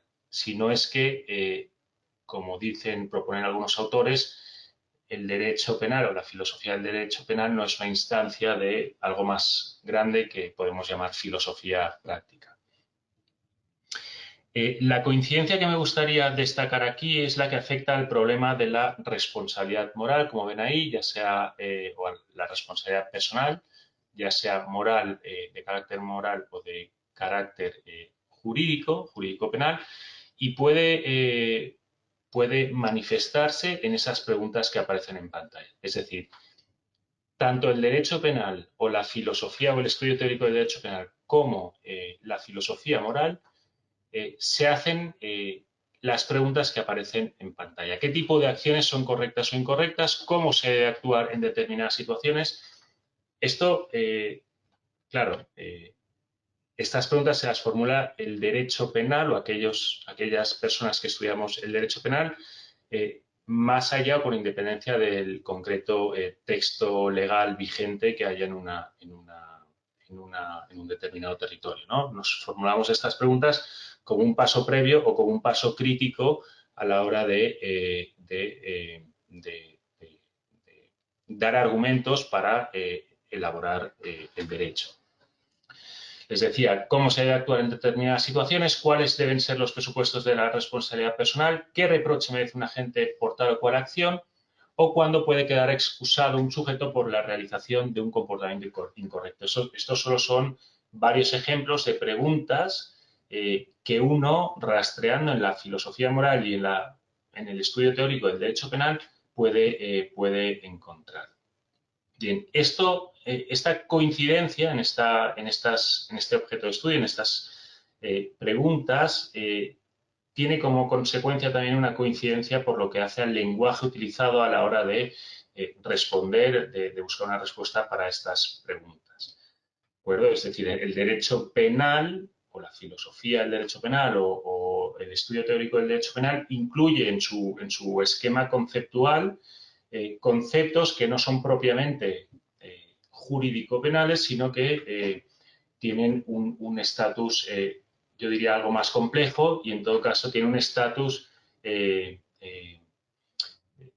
bastante popular, ¿no? Pues como ocurre con la propia idea o el propio concepto o noción de libertad, de intención, de imprudencia, ¿de acuerdo? Son conceptos que se utilizan de manera indistinta en los dos ámbitos normativos, tanto en nuestras relaciones interpersonales cotidianas como en el derecho penal. Bien, a esta coincidencia yo creo que no debería afectar para rechazarla el hecho de que pues cada uno de los sistemas normativos tenga reglas particulares o reglas exclusivas de ese sistema normativo concreto, como puede ser el hecho de que el derecho penal no pueda aludir o en principio no pueda aludir al carácter del sujeto como una forma de fundamentar la atribución de culpabilidad o no pueda apelar al carácter del sujeto como una forma de criminalizar una forma de ser o una determinada forma de personalidad. Bien.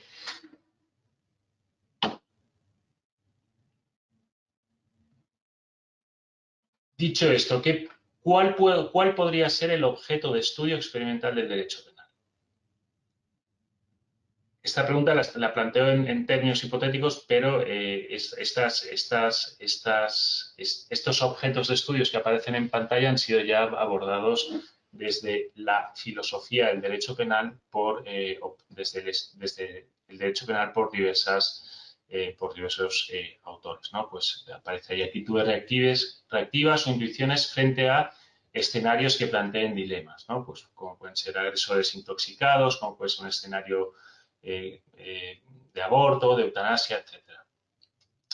También podemos hacer una aproximación experimental al uso que se lleva a cabo, al uso ordinario que se lleva de determinados conceptos, por ejemplo, a la hora de atribuir responsabilidad, algo que se ha hecho también de manera súper extensa y con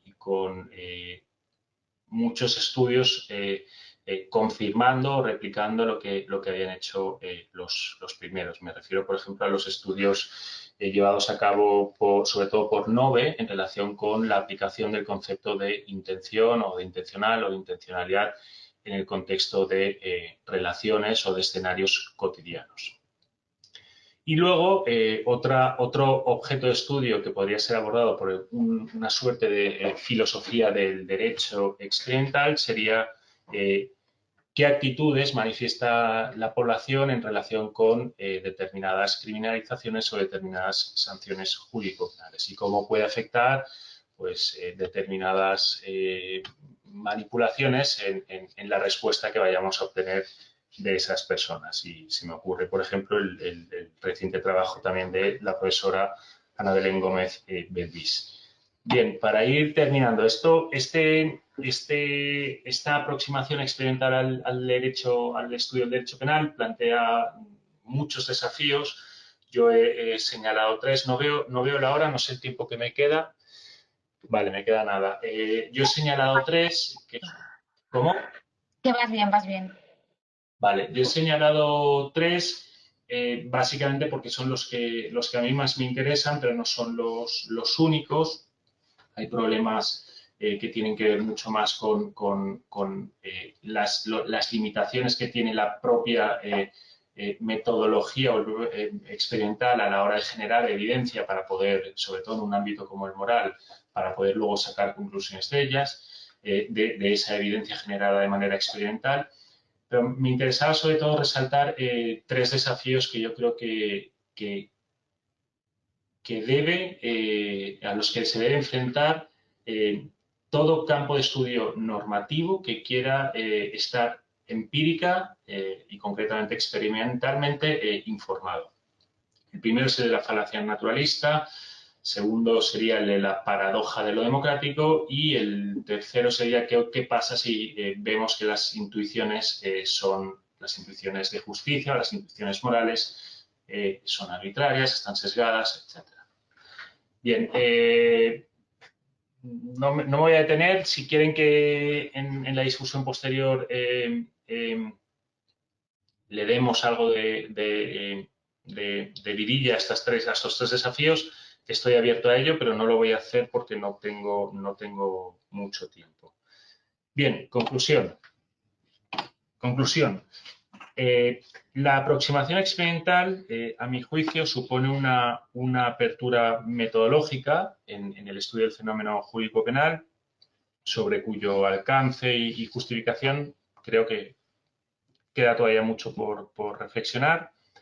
Creo que concretamente sería necesario, entre otras tareas, establecer criterios que nos permitieran identificar cuándo es útil y o necesario el estudio experimental de problemas jurídico-penales, qué materia es susceptible de ser estudiada por esta vía, qué intuiciones o actitudes son las que interesa estudiar en cada caso, si de población lega, si de población experta o de ambas y compararlas, o en qué medida vincularían los resultados obtenidos en tales estudios, ¿no? Cuestión bastante problemática desde un punto de vista político, pero también desde un punto de vista metanormativo, ¿no? ¿Por qué? Porque habría que tener cuidado con no caer en falacias de carácter naturalista.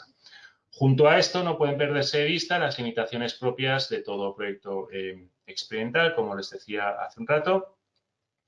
Y aquí lo que yo he pretendido, de nuevo, es abonar un argumento aperturista en los siguientes términos.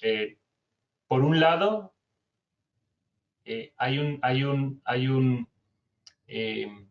parece haber, ¿no? Esta es una premisa discutida, pero parece haber cierto éxito del método experimental en la filosofía moral.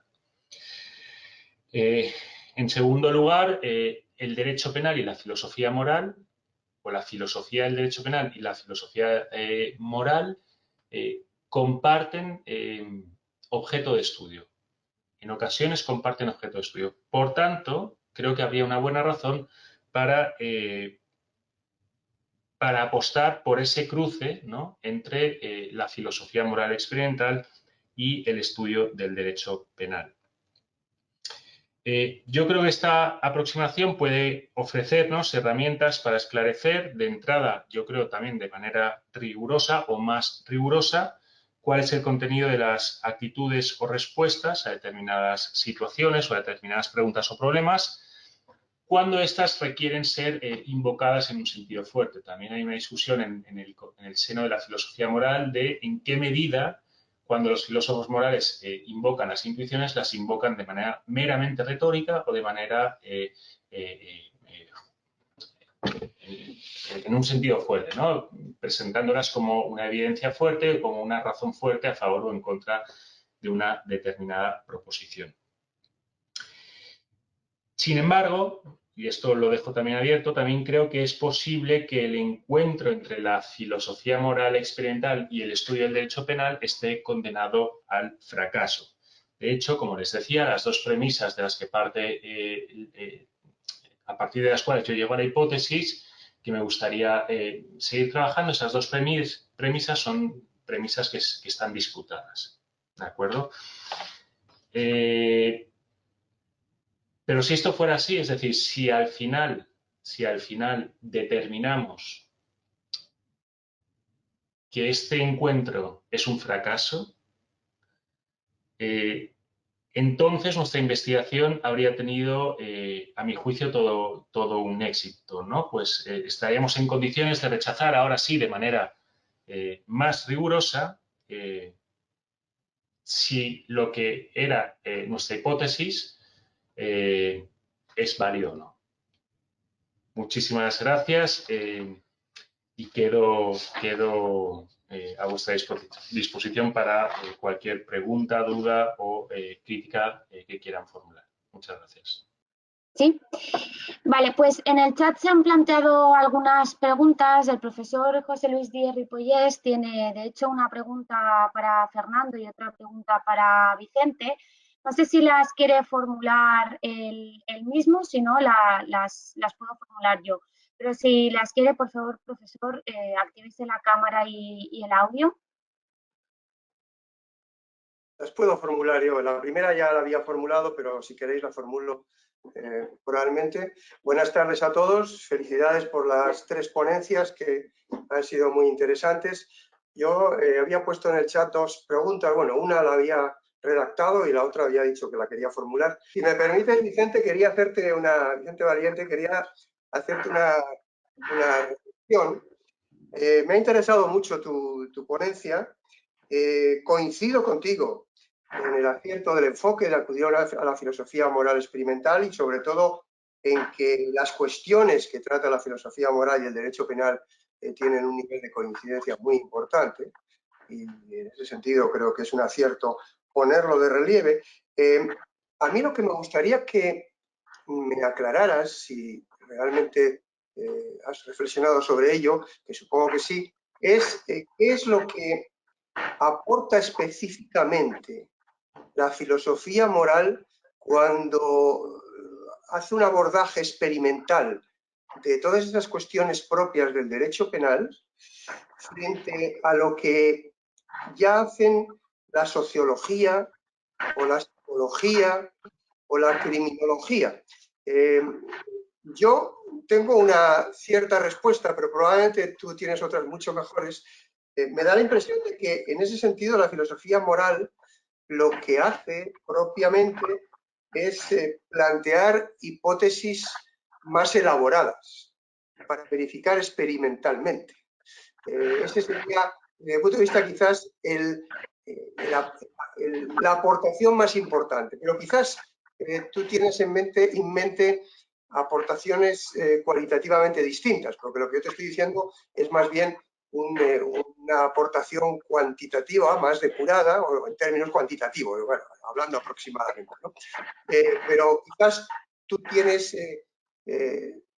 la idea de que realmente aborda temas que no se abordarían desde la sociología, desde la psicología o desde la criminología. Esa sería mi pregunta, que tengo mucho interés en ver.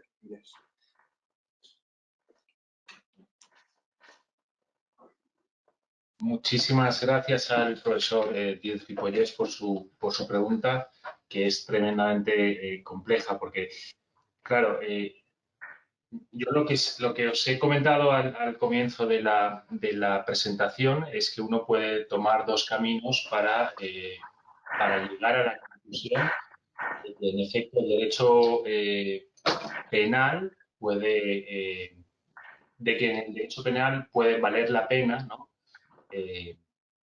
Acudir a una aproximación o a una metodología experimental para abordar determinados problemas. Entonces, uno de los caminos era ir directamente a aquellas disciplinas que tienen un método experimental como un método propio, y el otro camino era llegar o sea, pasar por la filosofía moral de corte o de naturaleza experimental. Claro, en realidad, si te fijas, cuando yo he puesto la línea extra como el camino que uno puede seguir, el camino que está, que tiene en medio a la filosofía moral experimental no puede prescindir en realidad de las otras disciplinas. Es decir, cuando yo digo que vale la pena mirar, cuando yo apuesto por mirar a la filosofía moral experimental, lo hago porque de manera indirecta estoy apostando por mirar a otras disciplinas, ¿no? Como pueden ser, pues, la criminología, la economía, la psicología, la sociología. ¿De acuerdo? Lo que a mí me interesa a la hora de resaltar el hecho de que yo paso por la filosofía moral es el hecho de que la filosofía moral no solo lleva a cabo investigación, la filosofía moral experimental no solo llevaría a cabo investigaciones experimentales o estudios experimentales, sino que además se atrevería, para ser filosofía moral, es decir, para ser ética, o debería atreverse, si es que se quiere llamar de manera, yo creo que digna, ética o filosofía moral, a proponer enunciados normativos que pudiéramos obtener de esta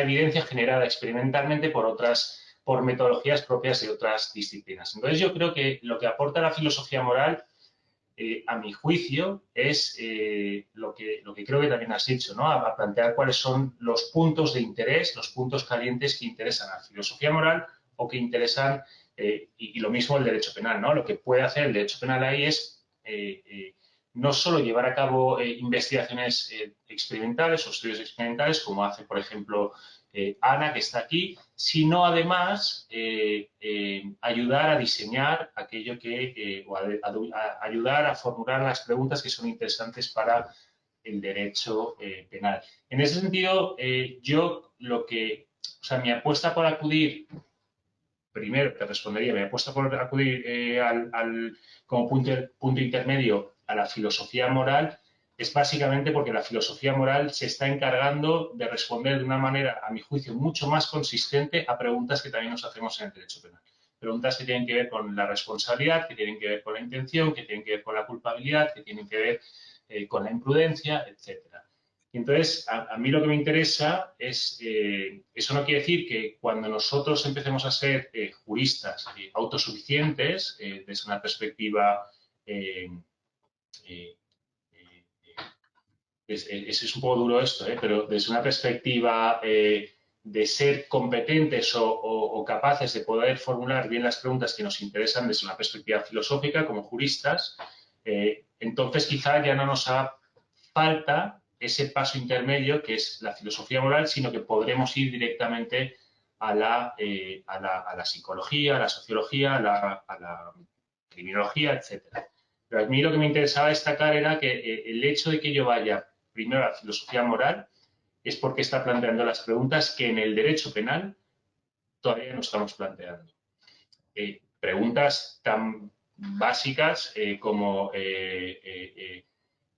¿por qué razón podemos castigar a alguien a un agresor intoxicado, ¿no? O sea, yo creo que es un tema al que de manera no experimental, sino puramente especulativa y teórica le he dedicado mucha atención, y mi impresión es que las preguntas están mucho mejor formuladas cuando uno acude a la filosofía moral que cuando uno solo acude a la literatura especializada en derecho penal.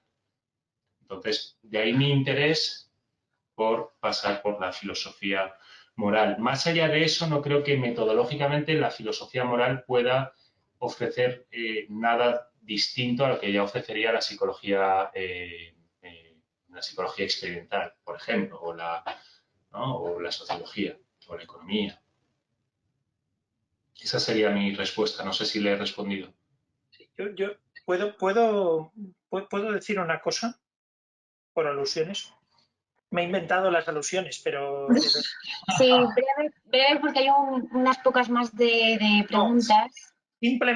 Simplemente que yo creo que ahí hay un problema terminológico. Hemos dado por buena, y no digo que no lo sea, el concepto de filosofía moral experimental. Si en vez de filosofía moral experimental hablamos de filosofía moral empíricamente bien informada, la cosa, es decir, cambia un poco. Y en realidad, es decir, en mi opinión, estamos hablando de esto. Es decir, yo he leído Joshua Knoop hace mucho tiempo y hemos hablado de él, y etcétera, etcétera. A mí lo que me parece interesante, efectivamente, es lo que plantea Vicente, de que cuando ya hay, lo que él plantea es un salto que nosotros hemos planteado, es verdad, pero él duda y hace la reflexión respecto a si el derecho penal puede adoptar una perspectiva, digamos, empíricamente informada por medio del vehículo que ha utilizado el derecho penal y que él considera, y yo estoy de acuerdo con él, en que debe acercarse más, que es la filosofía moral. La cuestión es, en realidad, si hablamos de filosofía moral empíricamente bien informada, ¿cuál es la filosofía moral empíricamente bien informada? ¿O cuál es la buena información? Es decir, pues la experimental, en criminología, en psicología, etcétera, etcétera. Entonces yo creo que este es un poco el vehículo de comunicación. Yo hablaría y, vamos, entraría a saco con 1000 cosas, pero no puedo. Pero solo quería decir eso, que si hablamos de filosofía moral empíricamente bien informada, todo parece más claro. Y yo sí creo es que no entiendo el derecho penal sin estar empíricamente bien informado. Eso sí me pone de los nervios. Y después también hay una cuestión respecto a qué es derecho penal, que aquí es la clave también. ¿Qué es derecho penal? Porque la clave aquí es decir, derecho penal, pero ¿y la política criminal? Hombre, lo de la política criminal, si no está empíricamente bien informada, ya... Es decir, sí, si me permite, Vicente, antes de... ya termino yo. Concluyo con esto. Lo que pasa es que no me gusta estar hablando continuamente de la política criminal. Es que ese es el tema. Es decir, la política criminal justamente se ocupa de cuestiones de filosofía moral. Debe de ocuparse de cuestiones de filosofía moral, entre otras cosas. Entonces, lo que me dices es que el derecho penal no está capacitado para, o no tiene las técnicas suficientes para ocuparse de esos temas de la filosofía moral. Yo te diría, supongo que estás hablando del derecho positivo, de la dogmática, pero no estás hablando de un planteamiento más amplio del derecho penal. Bueno, yo ya me callo y no digo nada más. Sí, Ana, ¿puedo responder a esto? Sí, Vale. pero Cuando yo hablaba de estudio teórico o filosófico del derecho penal, no hablo de derecho penal, hablaba precisamente de esa dimensión más filosófico-moral de la política criminal. Hablaba de esto. Pero en ese caso, incluso en ese caso, el jurista que se dedica, si es que es un jurista o es un penalista, que se dedica desde la política criminal a indagar sobre cuestiones de filosofía moral, yo creo que no lo hace o debería acudir de manera más asidua, debería visitar de manera más asidua a los filósofos morales. De hecho, esa figura, es decir, la persona que se encarga dentro de la política criminal de cuestiones de filosofía moral, no tiene por qué ser un jurista. Lo que pasa es que suele ser un jurista. Y si eres un jurista, lo menos que puedes hacer es dedicarte a estudiar filosofía moral. Eso es lo que decía. Y un poco diciendo lo que dice, o sea, para cerrar lo de la observación de Fernando, que yo creo es súper correcta, una de las discusiones metateóricas que hay dentro de la filosofía moral experimental es si acaso es filosofía o si es psicología, ¿no? O si es psicología moral simplemente. Esa es una discusión en la cual yo no he podido entrar, pero que está muy viva.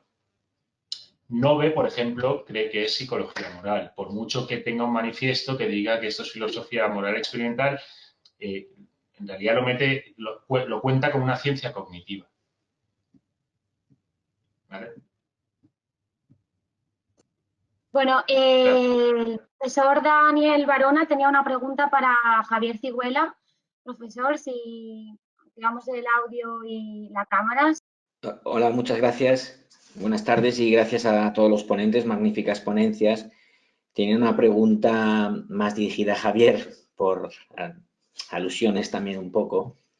Iba dirigida un poco al tema, o iba centrada en la cuestión que la crítica que me ha parecido intuir a digamos, la opinión pública que surge de los experimentos deliberativos y las encuestas deliberativas, la crítica usual que se hace en el sentido de que sería un público hipotético.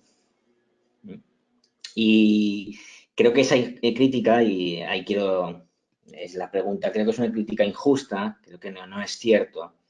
Creo que la opinión pública que surge de un experimento deliberativo es tan real como la opinión pública que sale de un sondeo o de una encuesta de opinión. El problema no es que una sea hipotética y real y otra sea real.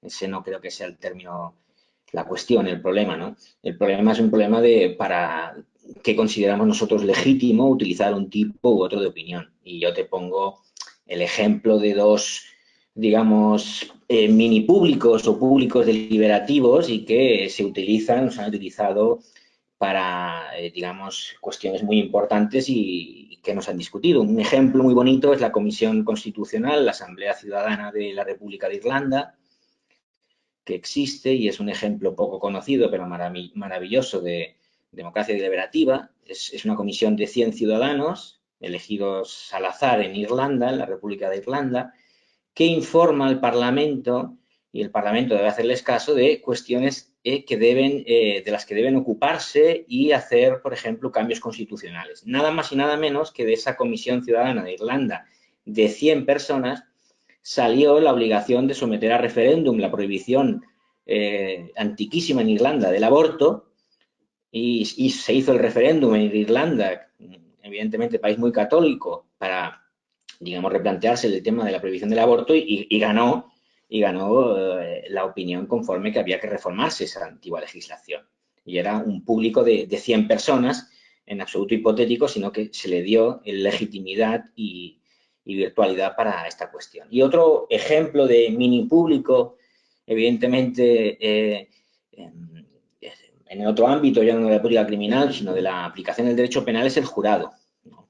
El jurado es un ejemplo también de mini público y de democracia deliberativa, en el que aleatoriamente se escogen a unos ciudadanos para decidir un caso, 9 en España o 12 en Estados Unidos, lo que sea, y evidentemente que aquí la ficción que hay es que, digamos, ese público, cualquiera de nosotros podría ser jurado, los jurados que son elegidos tienen plena legitimidad, discuten, resuelven un caso y nadie duda de que la solución de ese caso es tan legítima democráticamente como hubiera sido otro tipo de, digamos, más representativo en términos quizás estadísticos, ¿no? Entonces, quisiera saber, estoy seguro de que esa crítica usual de que es un público hipotético, tampoco creo que a ti te convenza y quería que si podías un poco matizar o darme tu opinión sobre esta cuestión.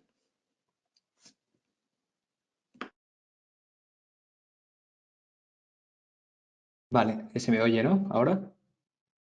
Vale, muchas gracias, Daniel. En cierto modo, intuía y cuando escribía, de hecho, y cuando presentaba también la ponencia, me imaginaba que un interlocutor posible o muy probable eras tú, porque de hecho seguramente eres quien más ha trabajado sobre esto y de hecho mucho más que yo que me he metido en este tema.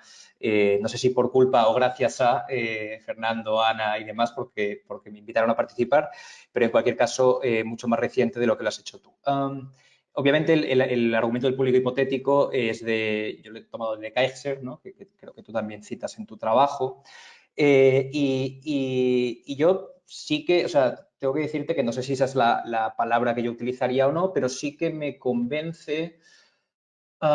Digamos, quizás lo argumentaría en un término menos fuerte de lo que lo argumenta de Kaiser, si es que lo pronuncio bien, que no lo sé, pero sí que me convence digamos, el intento, o al menos pienso que es necesario relativizar en cierto modo el carácter de plena representatividad que a veces, y que yo creo que tú también le otorgas a los deliberative polls, en el sentido de que yo no digo que sea un público irreal, he utilizado el público hipotético, no irreal, que has dicho tú. Entonces, yo no digo que sea un público irreal y que el público de las encuestas sea el público real. Yo creo que los dos son tan reales o irreales el uno como el otro. Es decir, la opinión pública como tal creo que es muy difícil de describir y de captar mediante ningún método y creo que cualquier cosa que nosotros hagamos, y creo que los deliberative polls es lo mejor que podemos hacer y creo que son muy útiles a la hora de construir derecho penal, eso no lo he dicho porque es la parte constructiva, pero lo reconozco y lo digo en el texto. Pero yo relativizaría, en cierto modo, la idea de que lo que sale de una deliberative poll en la cual hay un experto que guía, que marca los problemas, que muestra un vídeo en una dirección o en otro, que realiza un informe con datos más o menos relevantes, con información, relativizaría la idea de que eso, el resultado de eso, es extrapolable a aquello que la población prefiere sobre un determinado tema.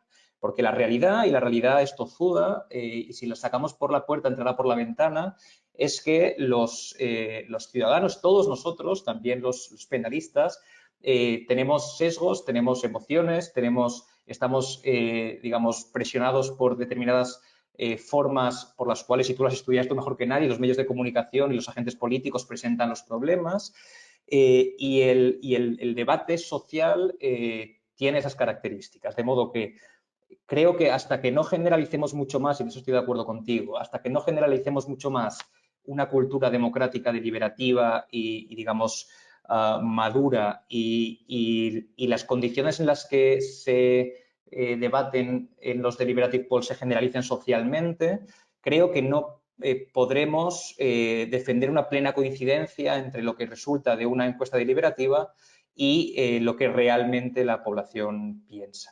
De todas formas, insisto, mi argumento, y acabo con esto porque creo que vamos muy mal de tiempo, mi argumento no es que los deliberative polls no sean útiles, creo que son súper útiles y yo pienso que de hecho pueden ser más útiles que el diagnóstico que Jacobs hace desde su sillón en Bonn sobre la teoría del rol social.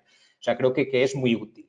Ahora bien, creo que uno tiene que luchar contra su propio genio también y creo que la democracia deliberativa tiene que luchar también contra, digamos, la mitificación de aquello que defiende, del mismo modo que quienes defienden la democracia representativa tienen que luchar contra la propia idealización de que solo las élites y representantes tienen la capacidad de tomar decisiones. De modo que mi visión es una típica catch-all theory, por la cual creo que hay que dejar un espacio a cada una de esas dos versiones de la democracia y dejarlo todo en manos de un grupo deliberativo puede ser muy útil, pero también tiene sus limitaciones y mi ánimo a estas alturas, después de apenas unos meses dándole vueltas a esto, a diferencia de tú, Daniel, que llevas un montón de años, es que hay que también poner de manifiesto esos límites y era mi única intención. Muchas gracias y nada, seguiremos seguro discutiendo sobre esto porque tengo muchas ganas de plantearte y plantear estas cuestiones contigo, que es quien más ha pensado sobre ellas. Bueno, muchísimas gracias. La verdad es que vamos bastante mal de tiempo. Tenemos que dar dentro de nada paso a la siguiente mesa. Sin embargo, sí que voy a formular dos preguntas que llevan rato, o sea, las han formulado hace rato y me sabe mal que se queden ahí. La primera es para, así que pediría a los ponentes que por favor dieran respuestas lo más cortas posibles. Paso a la siguiente mesa, es para Vicente Valiente, de parte de Jorge Peña López. Que pregunta lo siguiente. En cuanto a los 3 desafíos propuestos, ¿cree que si se llega a materializar la conjunción positiva de estos mismos, puede llegar a materializarse o podría, pero a qué periodo y con qué perspectivas? ¿Corto, medio, largo plazo? Repito la pregunta. En cuanto a los 3 desafíos propuestos, ¿cree que si se llega a materializar la conjunción positiva de estos mismos, puede llegar a materializarse o podría, pero ¿a qué periodo y con qué perspectivas? ¿Corto, medio, largo plazo? A ver, gracias por la pregunta. Los 3 desafíos en realidad son desafíos a una propuesta final de cruce de caminos entre estas dos disciplinas. O sea, son 3 desafíos que se le presentan. Si se presentaran de manera conjuntiva, esto significaría que los 3 desafíos han ganado la batalla teórica a aquello que se está proponiendo previamente. Entonces, si es así, no tendría futuro ni a corto, ni medio, ni largo plazo la idea de que el derecho penal, o sea, o el estudio filosófico del derecho penal puede acudir o debería acudir, dependiendo de cómo hagamos la propuesta, a métodos experimentales. Entonces, en realidad, los 3 desafíos se presentan como desafíos a esa eventual propuesta de un giro experimental dentro del derecho penal. Que, ojo, y esto lo quiero dejar claro, este giro experimental para nada viene a sustituir el trabajo que hace el derecho penal, la dogmática jurídico-penal, no, es una herramienta más que hay que tener en cuenta porque nos puede ayudar mucho, ¿no? A veces sí que podría llegar a sustituir a lo que venimos haciendo, pero en principio no debería ser el caso, o no siempre debería ser el caso. Vale, bueno, pues muchísimas gracias. Cerramos ya esta mesa y damos paso a la siguiente. Muchísimas gracias a los ponentes y al interesante debate que ya hemos visto que se han recogido algunos ponentes. Muchísimas gracias.